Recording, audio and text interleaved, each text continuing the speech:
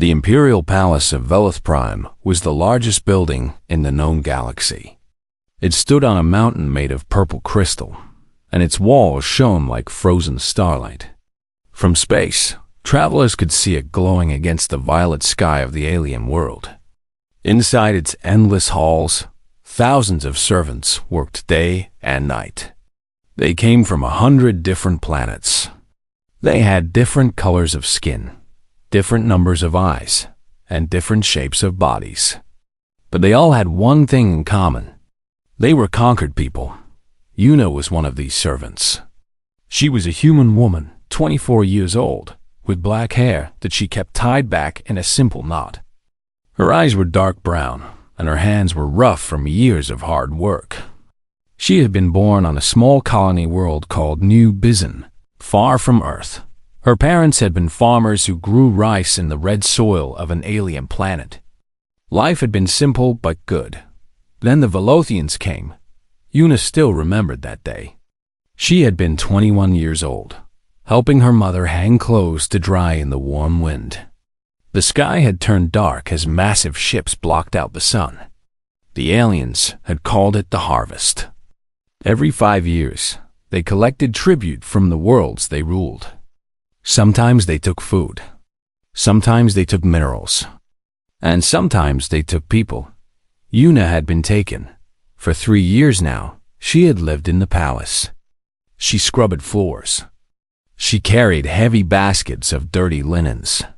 She cleaned rooms that were bigger than her entire childhood home. She made herself small and quiet and invisible. This was how humans survived in the Velothian Empire. The Velothians were tall and beautiful in a cold way. Their skin was silver, like polished metal. Their eyes had no white part, only swirling colors of purple and blue.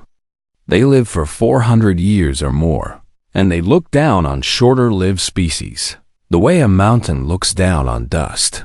Humans were considered the lowest of all the conquered races. The Velothians thought humans were weak, stupid, and primitive. They said that humans had only just learned to travel between stars when the Empire found them. They said that humans had messy emotions and short lives and no special abilities. Humans could not read minds like the Morvians. They could not change their shape like the Zelkari. They could not survive in space without suits like the Voidborn. Humans could only work. So that is what they did. Una woke up before the first sun rose over the palace. She shared a small room with 5 other human servants. They slept on thin mats on the floor, and they were given 2 meals a day of bland nutrient paste. It was enough to survive. Nothing more. She dressed in her gray servant uniform and walked through the quiet halls to get her day's assignment. The head servant was a Morvian woman named Bora. Morvians had blue skin and 4 arms, and they could feel the emotions of others by touching them. Bora was strict but not cruel. She had been a servant for 80 years, and she knew how to survive. Today, Bora seemed worried. Her 4 hands moved nervously as she handed out assignments to the gathered servants. "Listen carefully," Bora said. Her voice was low and serious. "Prince Taiwan has returned to the palace." A ripple of whispers went through the crowd. Prince Taiwan was the 3rd son of the emperor. He was a military commander who spent most of his time fighting wars in the distant parts of the galaxy. He was known for being cold, proud, and extremely dangerous. But that was not what made Bora nervous. "The prince has brought something back with him," she continued. "A creature. A void dragon." Now the whispers became gasps. Una felt a chill run down her spine. She had heard stories about void dragons. Everyone had. They were creatures from legend, beasts that were supposed to be extinct for thousands of years. It was said that they could breathe black fire that burned through anything. It was said that their scales could stop any weapon. It was said that looking into their eyes could drive a person mad. "The dragon is being kept in the eastern wing," Bora said. "No one is to go there. I repeat, no one. The beast has already killed 2 handlers. It is extremely dangerous and unpredictable. If any of you go near that wing without direct orders, you will be punished severely. Is that understood? Everyone nodded quickly. Good. Now here are your assignments. Yuna received her list of tasks. She was to clean the guest chambers in the western wing, far from the eastern wing, far from the dragon. That was good. She had no wish to see a legendary monster up close. The morning passed slowly.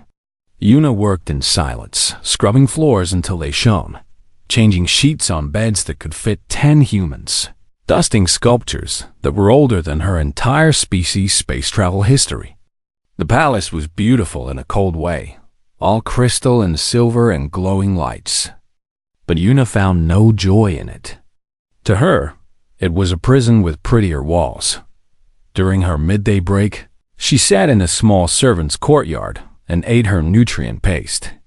Other servants sat in small groups, talking in low voices. Yuna usually sat alone. She had learned that getting close to people only made it hurt more when they were taken away. Servants were reassigned, sold, or sometimes simply disappeared. It was better not to care too much. She overheard some Zelkari servants talking about the dragon. I heard it is as big as a transport ship, one said. I heard its scales are made of the void itself, said another. I heard Prince Taiwan lost 50 soldiers capturing it.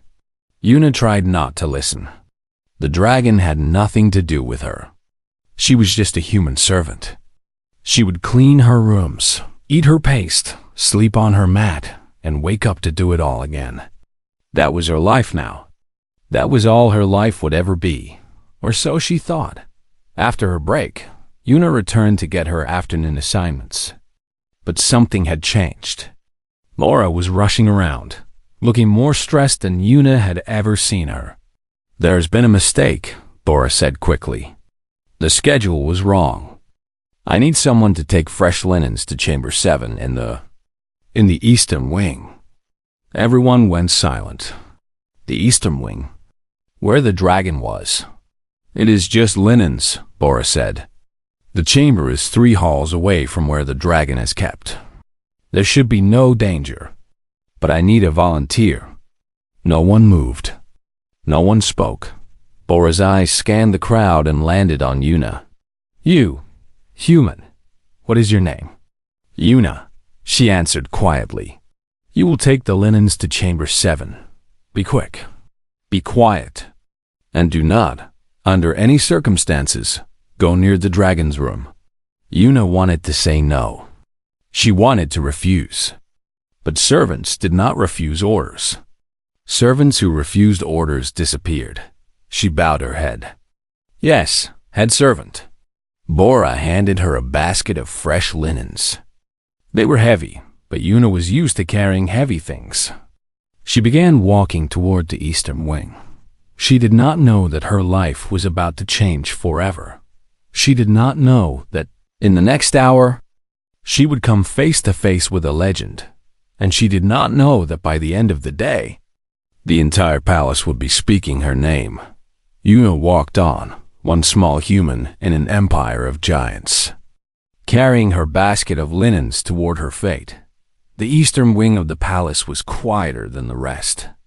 The halls here were empty. The lights seemed dimmer. Yuna walked carefully, her soft shoes making almost no sound on the crystal floor. She held the basket of linens tight against her chest, as if it could protect her from whatever was waiting ahead. She counted the chambers as she passed them. 1, 2, 3, 4, 5, 6. Chamber 7 should be just around the next corner. She would drop off the linens, turn around, and walk back as fast as she could. Simple. Easy. Nothing to worry about. But when she turned the corner, she stopped. The hallway was wrong. The chamber numbers did not match what she expected. She looked at the doors again, confusion growing in her mind. Chamber 3, Chamber 4, Chamber 5. She had come the wrong way somehow. The palace was so large and confusing, and she had never worked in this wing before.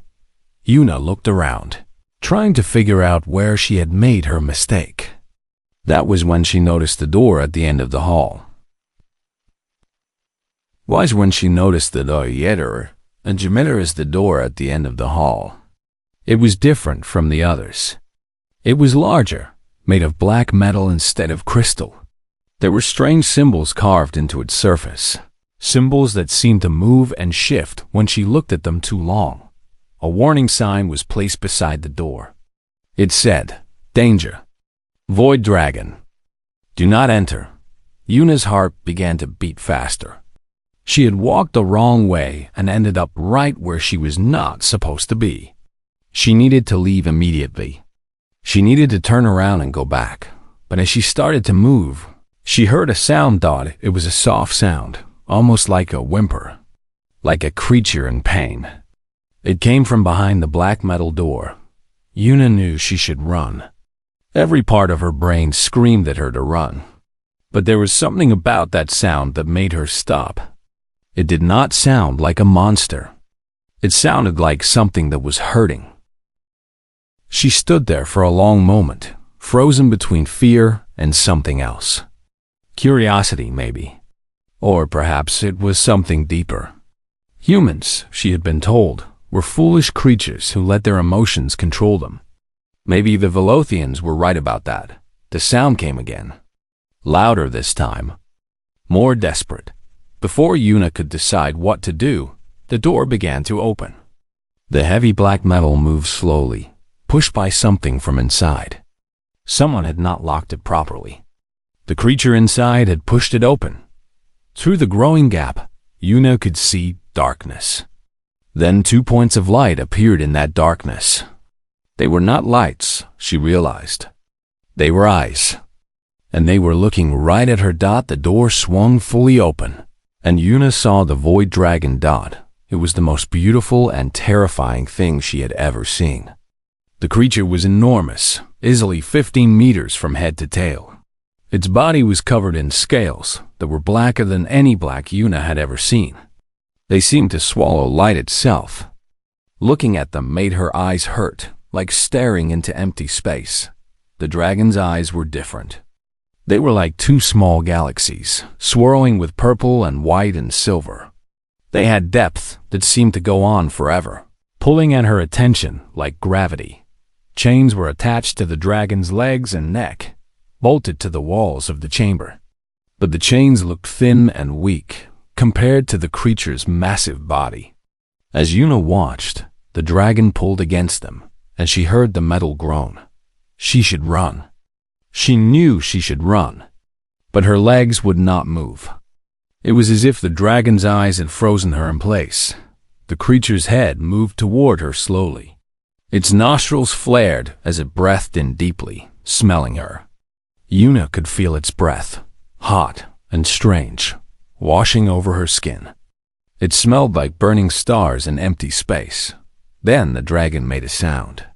It was not a roar or a growl. It was something softer, almost like a question. Yuna's mouth was dry. Her heart was pounding so hard, she thought it might break through her chest. "I am sorry," she whispered, though she did not know why she was apologizing. "I did not mean to come here. I was lost." The dragon tilted its massive head, stunning her with those impossible eyes. For a moment, nothing happened. The creature and the human just looked at each other, separated by only a few meters of space. Then the chains shattered. Yuna did not even have time to scream. The dragon moved faster than anything that large should be able to move. One moment, it was chained to the wall. The next moment, it was right in front of her. Its jaws opened wide, revealing teeth as long as her arm. "This is how I die," Yuna thought. She closed her eyes and waited for the ping. The dragon's mouth closed around her arm, but there was no tearing, no ripping, just pressure, and then a strange feeling spreading through her body. It started at the bite and moved outward, like fire and ice mixed together. Yuna gasped and opened her eyes. The dragon released her arm and sat back on its haunches. It watched her with an expression that seemed almost satisfied. Yuna looked down at her arm. She expected to see blood and torn flesh. Instead, she saw silver. The bite marks were there, but they were healing before her eyes. The wounds closed themselves, leaving behind scars that shone like metal. And the scars were not just scars. They were patterns, beautiful swirling designs that seemed to pulse with inner light. "What?" Yuna's voice came out as a croak. "What did you do to me?" The dragon made that soft sound again. This time, Yuna could almost understand it. Almost heavy footsteps echoed in the hallway. Shouting voices grew closer. Guards were coming. They must have heard the chains breaking. Within seconds, a squad of Velothian soldiers burst around the corner, weapons raised and ready to fire. "Get back!" The lead guard shouted at Yuna.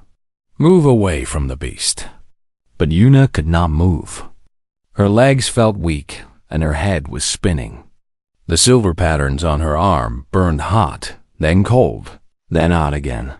The dragon growled at the guards, a deep rumbling sound that made the floor shake. The soldiers raised their weapons higher, fear visible on their silver faces. "Stand down. Everyone stand down." A new voice cut through the chaos. It was a voice that commanded instant obedience. The guards immediately lowered their weapons and stepped aside. Prince Taiwan walked into the hallway. He was tall, even for a Velothian. His white hair was tied back in a warrior's knot, and his eyes were the color of dying stars, purple and red mixed together. He wore black armor that fit his body like a second skin. He looked at the scene before him with an expression of cold calculation. His eyes moved from the broken chains to the dragon, from the dragon to Yuna, and finally to Yuna's arm with its strange silver scars. "Report," he said to the guards. "Your Highness." "We heard the chains break and responded immediately," the lead guard said. His voice shook slightly. "We found the human here. The dragon had. It appears the dragon bit her. I can see that." Prince Taiwan walked closer, his eyes fixed on Yuna's arm. "She is still alive." "Yes, Your Highness. We do not understand how. The dragon's venom should have killed her instantly. It has killed every other being it has bitten." Prince Taiwan stopped in front of Yuna. He looked down at her with an expression she could not read. Was it curiosity? Suspicion? Something else? "What is your name?" he asked. "Yuna," she managed to say. Her voice was barely a whisper. "Yuna." He said her name like he was tasting it. "You are human." "Yes, Your Highness." "And my dragon bit you, yet you live." He reached out and took her arm, examining the silver scars. His touch was cold. "These patterns. I have seen them before. In ancient texts. In prophecies." He released her arm and turned to the guards. "Take her to the medical wing immediately. No one is to harm her. No one is to speak to her. And summon the court seer." "The court seer, Your Highness?" The guard sounded surprised. "She has not been summoned in decades. Did I stutter?" Prince Taiwan's voice was ice. "Summon her now." The guards rushed to obey. Two of them approached Yuna carefully, as if she might explode at any moment. They guided her away from the dragon, which watched her go with those galaxy eyes as she was led away. Yuna looked back over her shoulder. The dragon was still watching her. And in that moment, she felt something strange. A connection. A thread of awareness linking her mind to the beast's mind. She heard a voice in her head, ancient and deep. Finally, it said, "I have found you." Then darkness took her, and Yuna collapsed into the guard's arms. Yuna woke up in a bed softer than anything she had ever felt. For a moment, she thought she was dreaming. Servants did not sleep in beds like this. Servants slept on thin mats on hard floors. But the softness was real. The clean white sheets were real. The warm light glowing from the ceiling was real. She sat up slowly, her head still spinning. The room around her was beautiful. The walls were made of pale pink crystal, and the floor was covered in thick carpet. Medical machines hummed quietly in the corners, displaying information she could not understand. Her arm caught her attention. The silver scars were still there, swirling patterns that covered her skin from wrist to elbow. They glowed faintly, pulsing in rhythm with her heartbeat.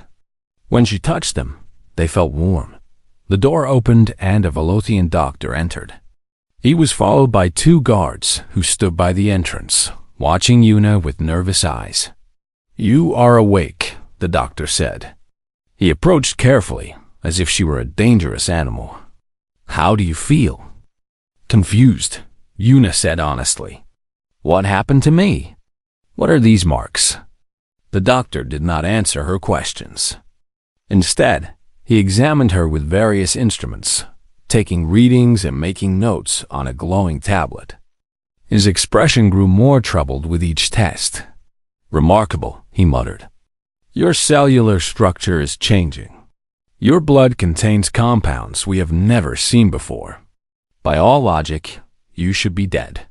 "But I am not dead," Yuna said. "No, you are not." The doctor looked at her with a mix of fear and fascination. "The princes order us to keep you comfortable until the court seer arrives. She will examine you and determine what this means." "Court seer?" Yuna had heard of the court seer, but only in whispers. She was a figure of legend in the palace, an ancient Velothian who could see the future and read the threads of fate. Yes, she has not been summoned in 60 years. Whatever has happened to you, the prince believes it is significant. The doctor left, but the guards remained. Yuna was not a prisoner exactly, but she was also not free. She sat in the soft bed and waited, trying to understand what was happening to her. Hours passed. Servants brought food, not nutrient paste, but real food, fruits and bread and meat. They placed it on a table by her bed and left quickly, not meeting her eyes. Yuna ate slowly, tasting each bite. She had forgotten what real food tasted like. Finally, as the light outside the windows turned from purple to orange, the door opened again.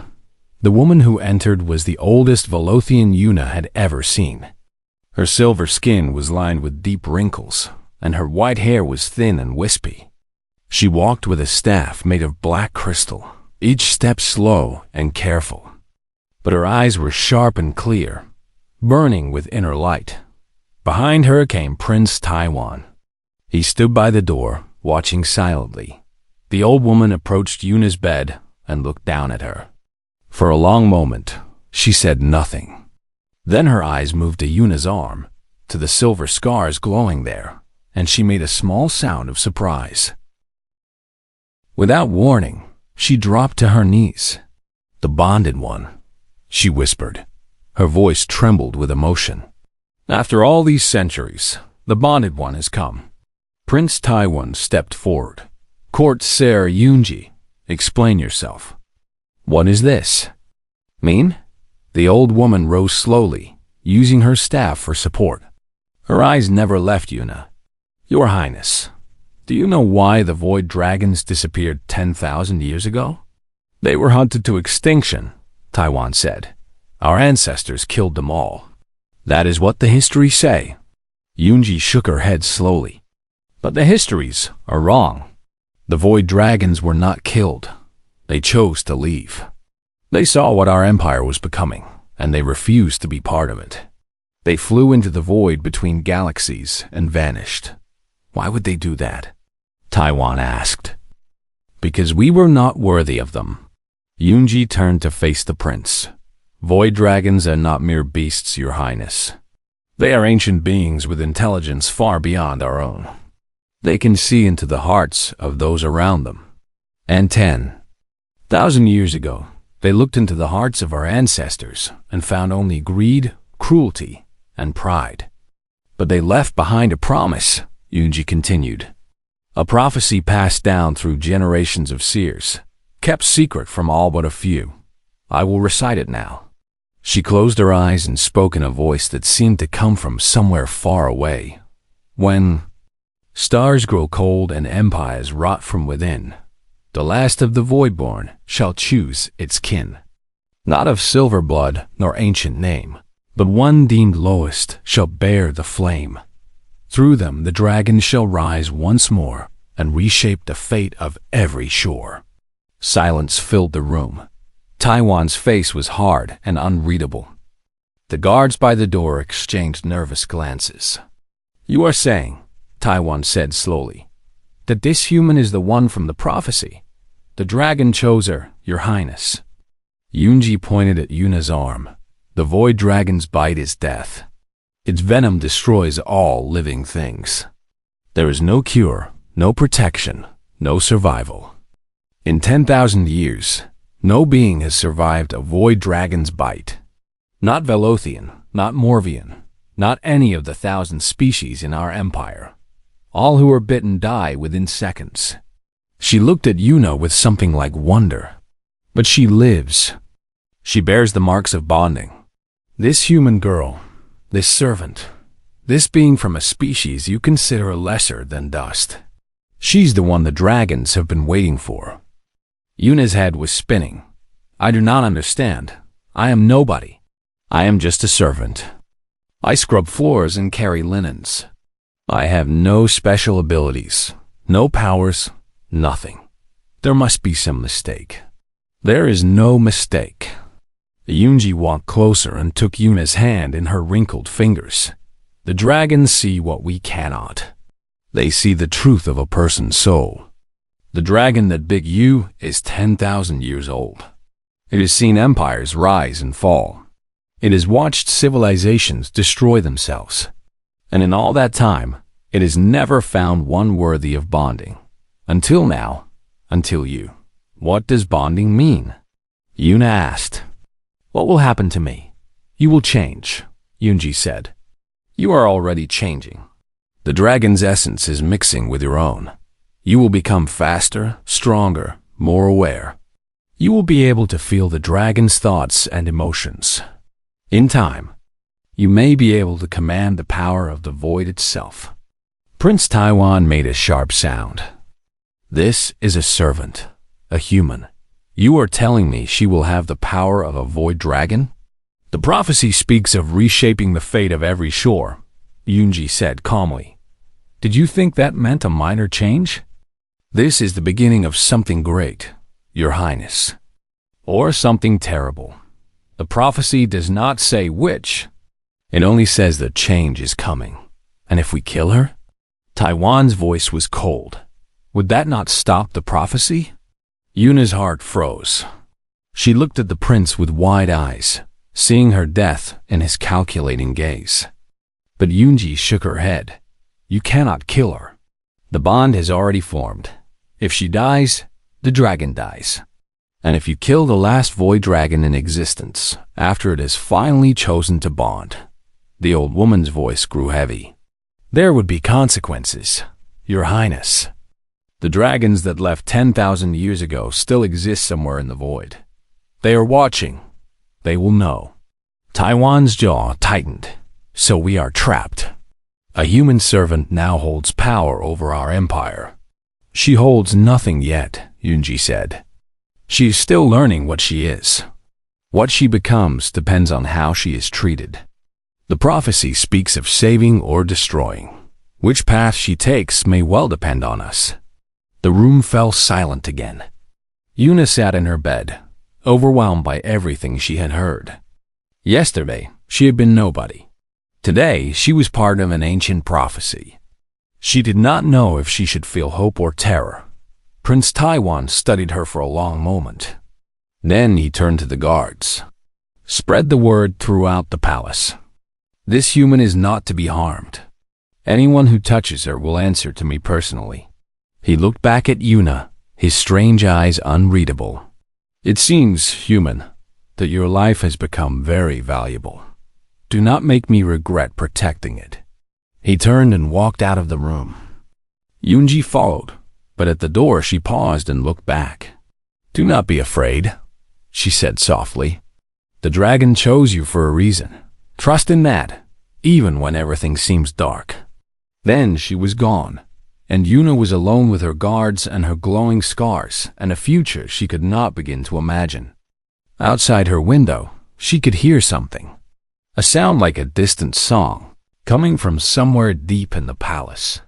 The dragon was calling to her Dot, and deep in her heart, something answered back. Dot. In the days that followed, Yuna's life changed in ways she could not have imagined. She was moved from the medical wing to a suite of rooms in the royal section of the palace. The rooms were larger than the entire servant quarters where she had lived before. She had her own bed, her own bathroom, her own sitting area with soft chairs and glowing crystal lamps. But she was not free. Guards stood outside her door at all times. Servants brought her food and clothes, but they did not speak to her. They barely looked at her. To them, she was something strange and frightening. A human who had become something else. The changes in her body came quickly. On the second day, Yuna noticed that her hearing had become sharper. She could hear conversations happening 3 rooms away. She could hear the guards outside her door whispering about her, calling her a freak, a monster, an abomination. Their words hurt, but she said nothing. On the third day, her vision changed. She woke up in the middle of the night and realized she could see perfectly in complete darkness. Every detail of her room was clear and sharp, lit by a light that seemed to come from nowhere. Later, she would learn that she was seeing heat and energy, not just light. On the 4th day, she discovered her strength. A servant brought her a metal tray of food. Yuna reached out to take it, but she gripped too hard. The metal crumpled in her hand like paper. The servant screamed and ran away. After that, Yuna had to practice every movement carefully, learning how much force to use for simple tasks. But the biggest change was inside her mind. The dragon was there. She could feel it constantly, like a second heartbeat. Its emotions mixed with her own. When it was hungry, she felt hungry. When it was angry, she felt a fire in her chest. When it was sad, tears came to her eyes without reason. She began to understand that the dragon had been alone for a very long time. 10,000 years of loneliness. 10,000 years of watching and waiting for someone worthy. That weight of time pressed against her thoughts, making her feel small and young. But the dragon did not see her as small. Through its eyes, she saw herself differently. She saw courage where she had seen only fear. She saw strength where she had seen only weakness. The dragon saw something in her that she had never seen in herself. On the 5th day, Yuna asked the guards to take her to the dragon. "That is not permitted," the lead guard said. "The prince has ordered that you stay in your rooms." "The dragon is calling me," Yuna said. "Can you not hear it?" The guard looked at her strangely. "I hear nothing," but Yuna heard. She heard the dragon's voice in her mind, calling her name, asking her to come. The pull was growing stronger every hour. She knew that if she did not go soon, something bad would happen. "Please," she said. "Tell the prince. Tell him I need to see the dragon. It is important." The guard hesitated, then sent one of his soldiers to deliver the message. An hour later, Prince Taiwan himself appeared at her door. He studied her with those strange eyes, seeing the silver scars that had spread further up her arm. They now reached her shoulder, and she could feel them spreading still. "You look different," he said. "I feel different," Yuna replied. "Your Highness, I need to see the dragon. The bond between us is growing. If I stay away too long, I think it will cause problems." "What kind of problems?" Yuna hesitated. "I do not know exactly, but the dragon is becoming restless. I can feel its frustration, its anger, if it loses control." She did not need to finish the sentence. Taiwan understood. A void dragon losing control inside the palace would be a disaster beyond imagining. "Very well," he said.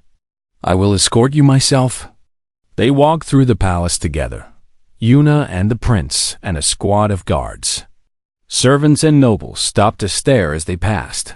Whispers followed them like shadows. Yuna kept her eyes forward, trying to ignore the fear and hatred she saw on so many faces. The eastern wing was just as empty as before. Their footsteps echoed in the silent halls. As they approached the black metal door, Yuna felt the dragon's presence growing stronger. It knew she was coming. It was excited. The door opened, and Yuna stepped inside. The dragon was waiting for her. It had not moved since the last time she saw it, still sitting on its haunches in the center of the room. But new chains had been added, thicker and stronger than before. They were wrapped around its body like a web of metal. When the dragon saw Yuna, it made a sound of pure joy. The rumbling call shook the walls and made the guards step back in fear. But Yuna was not afraid. She walked forward until she was close enough to touch the massive creature. "I am here," she said softly. "I'm sorry it took so long." The dragon lowered its enormous head until its eye was level with her face. She looked into that swirling galaxy and saw herself reflected there. But it was not quite herself. In the dragon's eye, she looked taller, stronger, wrapped in light and shadow. She reached out and placed her hand on the dragon's snout. The scales were warm and smooth, like polished stone. The moment she touched them, she felt a surge of energy flow through her body. The silver scars blazed with light, and for just a moment, she could see everything the dragon could see. She saw the palace from above, glowing like a jewel on the purple mountain. She saw the city around it, millions of lives going about their daily business. She saw the ships in orbit, the stars beyond, the vast emptiness of space stretching out forever. And she saw further still into the void between galaxies, where shadows moved in the darkness. "Jirim," she whispered. The name came to her without thinking, rising up from somewhere deep in her soul. "That is your name, Jirim, Shadow." The dragon rumbled with pleasure. It liked the name. It was the first time anyone had given it a name in 10,000 years. Prince Taiwan watched this exchange with an expression of deep thought.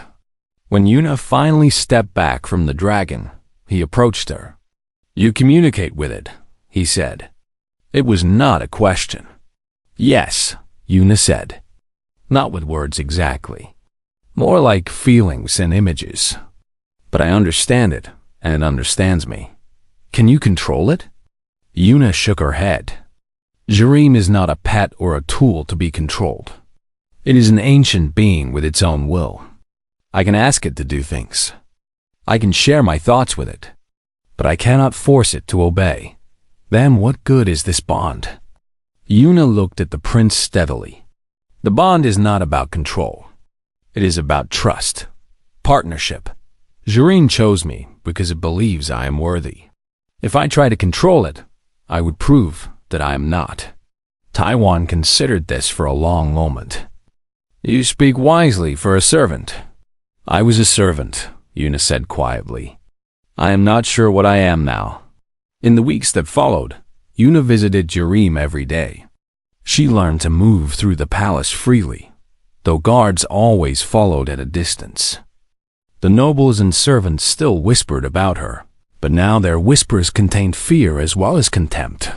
The human maid who had bonded with a legend. The nobody who had become something dangerous. Prince Taiwan visited often. He asked questions about her homeworld, about humans, about her life before the palace. At first, Yuna answered carefully, afraid to say anything wrong. But over time, she became more comfortable. The prince was cold and proud, but he was not cruel. He listened when she spoke. He considered her words. He treated her not as a servant or a prize, but as a person. "Why do you serve us so obediently?" he asked one evening as they sat in the garden outside Jirim's chamber. "Your people were conquered.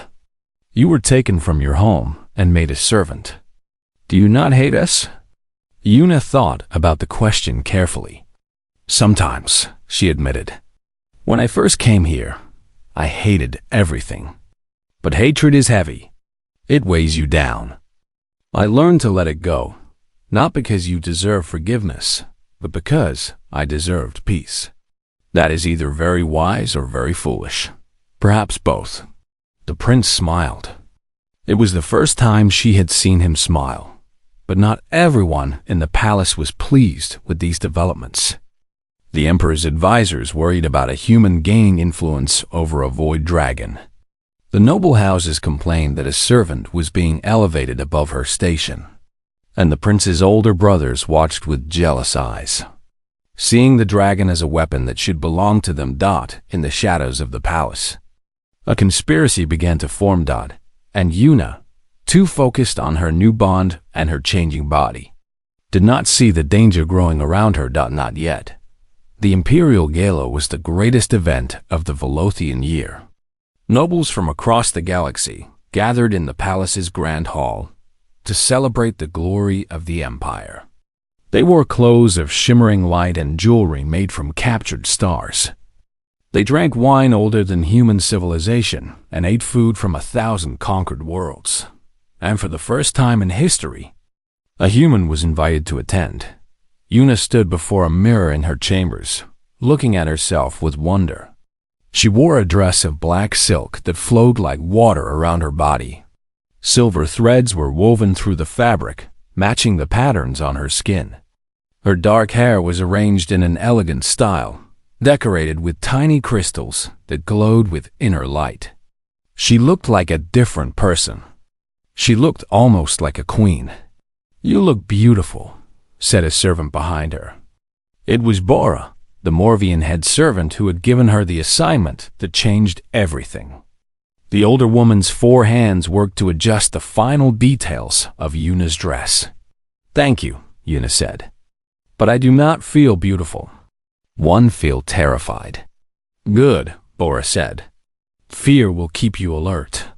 There are many in the palace who do not want you to succeed tonight. Many who would prefer you to fail, or disappear, or die. I know." Yuna touched the silver scars on her arm. They had spread to cover most of her body now, hidden beneath the black silk. "But I cannot hide forever. The prophecy says I will reshape the fate of every shore. How can I do that from inside these rooms?" Bora nodded slowly. "You have changed much since you first came here. I remember a frightened girl who kept her eyes on the floor. Now I see something else. What do you see?" "Hope," Bora said quietly. "For my people? For all the conquered races. Hope that things might finally change." The doors opened, and Prince Taiwan entered. He wore formal military dress, black armor polished until it shone. His white hair was loose around his shoulders, making him look younger and somehow softer than usual. He stopped when he saw Yuna, his eyes widening slightly. "You look like a servant playing dress-up," Yuna suggested, "like someone who belongs at an imperial gala."